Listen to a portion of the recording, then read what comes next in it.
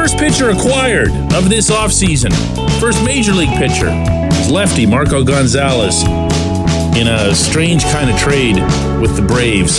And I'm not here to talk about that, sorry. Good morning to you. Good Wednesday morning. I'm Dejan Kovacevic of DK Pittsburgh Sports. This is Daily Shot of Pirates. It comes your way bright and early every weekday. If you're into football and or hockey, I also offer daily shots of Steelers and Penguins in the same place that you found this. I'll be getting to the new acquisition eventually, but anytime anything arises on the subject of payroll, I tend to pounce, whichever way it happens to go. This came from Ben Cherington yesterday at Major League Baseball's winter meetings in Nashville, and it was in reference to payroll. I quote directly, "I would anticipate us ending up above where we landed last year. Generally speaking, we expect that as we get better, the payroll will continue to climb with us. To some extent, motivation for us is if we can actually push that as we get better. Chicken or the egg, but competitiveness can help speed that up. That's the way we're operating." End quote. At Bob Nutting's restaurant, his figurative restaurant, somewhere, I guess it would be near Wheeling, he will offer you whatever food he can afford, whatever service he can afford, whatever level of cleanliness he can afford. But if you, the diner, show up on a consistent basis and his restaurant becomes more profitable, then he will in turn upgrade the quality of the food, the quality of the service, and of course, he'll clean the place up a little bit. That's what's being described here. That's really it. That's so much a bigger development yesterday. Not that this is stunning or whatever, or even moderately surprising, but that it was spoken than anything else that'll happen this offseason, because that's peeling back the curtain to what's actually going on. That's letting you see and hear for yourself what I've been saying for some time now, which is Nutting is terrified to invest in anything that comes with any slight semblance of risk. If you go back to 2013 to 15, the 3 years that the Pirates made the playoffs, and as I've shared with you on many an occasion, that was motivated from the ground up. That came from the clubhouse. That came from that group of players, that group of leaders in there who were vocal enough and felt strongly enough in themselves and in the whole operation to push the people at the top to do more, add more. And that's how you saw Aramis Ramirez come back and Justin Morneau and Joakim Soria and all those late season additions who ended up contributing to clinching playoff berths. That never came from above. The push never came from above. The push never will come from above. When you hear this, you might hear, aha, he's cheap. And he is, but that's not the issue here, because those 3 seasons that the Pirates made the playoffs were the 3 most profitable seasons under Nutting. I'm not guessing at this. The 3 most profitable, that's the word I'm using here. It's not just the 3 greatest revenue streams. That's obvious. I mean, they were packing the stadium. I'm talking about profitability. I'm talking about expenditures versus revenue. Nutting made out on those 3 years like no other years since his tenure began as chairman in 2007. And yet he won't go back to it. because he can't handle the thought of financial failure. He can handle the thought of baseball failure, but he can't handle this, it might not work. It might not be something that allows us to continue existing comfortably. So here we are. This is year 5 of Cherington's tenure. Year 5 of this front office. And for the most part, this on-field coaching staff and even a few of the players. Year 5. And this team has grossly underspent per Major League Baseball norms over the first 4 years. And all you get told yesterday, you, the fan, the one who, puts down dollars to pay for tickets to see this, all you were told yesterday was if we're good, we'll be allowed to spend even more than we're allowed to spend now, which, by the way, was described by Cherington, and I'm going to assume this was deliberate, as nothing more than an increase over last year. Well, last year, according to Spot Track, the Pirates ended up paying out. Opening day payrolls don't mean anything. Never reference them. They're irrelevant. It's how much you actually pay by the end of the year. And the Pirates were right around the 80 range, 80 million for the full season, for the full payroll. So was this to mean 81? Where's the commitment? Where's the money that I'm going to guess was made pretty handsomely over the last 4 years? Where is it?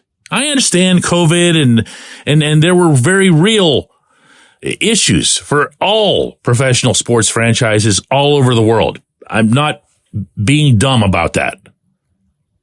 But you can't convince me that when the median payroll across the majors in 2023 was $165 million, and the Pirates came in at less than half of that there wasn't a marked profit, not to the ridiculous extremes that you'll hear some people put forth, but that there was a profit. Where did it go?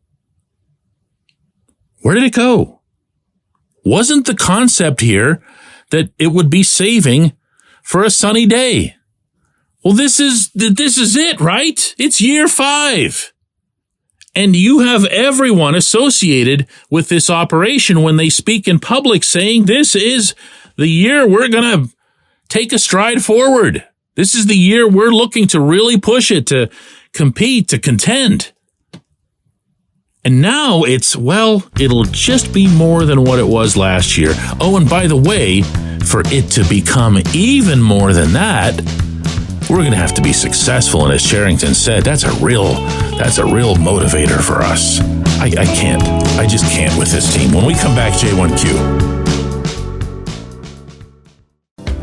This portion of Daily Shot of Pirates is brought to you by our friends at North Shore Tavern, that's directly across Federal Street from PNC Park. It's home of Steak on a Stone, an eating experience, underscoring the word experience. The steak is brought to you partially cooked on an 800-degree stone, and you do the rest. It's a ton of fun, it's a great meal, and it's a baseball atmosphere like no other in Pittsburgh. North Shore Tavern, right across Federal Street from PNC Park. Your front door, your car, your bike, your computer, your gun. Safety is a habit. Every day you lock and secure your home and everything you want to keep safe. Gun safety and responsible storage are no different, and the best way to help prevent accidents, misuse, and theft. If you have a firearm, own it, respect it, and secure it. Visit ProjectChildSafe.org. Brought to you by the National Shooting Sports Foundation and the Bureau of Justice Assistance.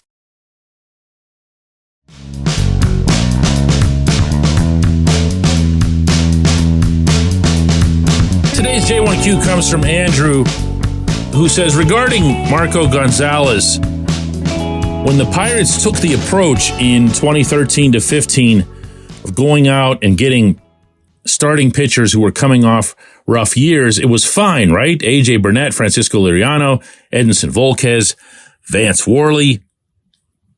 every acquisition that's not Shohei Ohtani seems to get raked through the coals by this fan base. It could be met with at least some cautious optimism and some skepticism, sure, and not just knee-jerk, bottom-of-the-barrel hot takes about why it's not some 9-figure starter. Most teams don't get those starters. The Angels had one last year, didn't even make the playoffs. It's not a fair system. And yeah, Andrew, that was probably a pretty fair summation of the fans' reaction yesterday, at least, to the best of my ability to gauge such things. No one was going to get excited about Gonzalez. He's 31. He looks like he's really expensive. I don't believe that he'll actually be expensive, though. Just because his contract says that he's making $12.5 million doesn't mean a thing. When the Braves got him from the Mariners, that figure went down to 7.5. And I can promise you that figure has now since then gone way below 7.5. And as a result, what's being described as a trade probably isn't one, meaning the player to be named later or the possible cash to be sent back. It's not real. It's not real. The Braves needed somebody to take this contract off their hands so that they can continue on with other more meaningful acquisitions. That's it. At least that's the way I see it playing out based on voluminous precedent. So what you have here is the Pirates trying to find another Jose Quintana, another Tyler Anderson, make sure they have a lefty.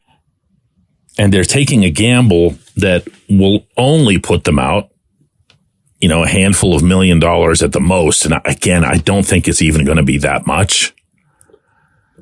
With no risk, no baseball capital involved, no sending out a prospect or anything like that. They're banking on Gonzalez being healthy. Now, they're banking on something that is far from a certainty. I'm not going to get into some long-winded medical discussion here, but anytime that I hear about a pitcher and a nerve issue, I almost instantly tune out because you don't see players come all the way back from this. I've never covered one. As soon as that term even arises, I'm like, yep, he's done. Not wishing it, obviously, just saying. And it'd be wonderful for all concerned, chiefly the athlete himself, if he can come all the way back. But it's asking a lot. It's asking a lot. Nerves don't just heal.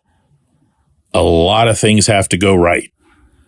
Now, if they do go right, if Gonzalez becomes, even like 80% of the pitcher that he was before 2023, then the Pirates are going to have themselves someone who can help them out. I don't know if he'll perform at the level that both Quintana and Anderson did, but that's what's there. I've been saying this on this show for weeks now, that anyone who's waiting for the 10-figure pitcher, anyone who's waiting for the big splash is going to be disappointed. Because first off, I don't even know that Ben Cherington believes in making that type of investment because of the fragility of all pitchers' health and all of the things that can go catastrophically wrong in their careers with the snap of a finger, unlike any position in sports. Whereas, especially coming off a year when seemingly half of the pitchers on the 40-man roster went to have Tommy John surgery, you're going to want to be really loaded with quantity more than quality. So what I think is going to be the difference this winter is instead of having one Rich Hill and one Vince Velasquez, you're going to have two Rich Hills and two Vince Velasquezes. I'm serious. And then from there, as both Cherington and Derek Shelton have brought up in Nashville this week, you've got to fix your younger pitchers. You can't just flick them off to the side, or worse, bury them because you think you might have blown it with their development. Rowanzi Contreras, Luis Ortiz, Quinn Priester, Mike Burrows, and others need to remain at the forefront of everyone's consciousness inside and outside this operation. I believe that as strongly as I believe anything about the Pittsburgh Pirates right now. I appreciate the question. I appreciate everyone listening to Daily Shot of Pirates.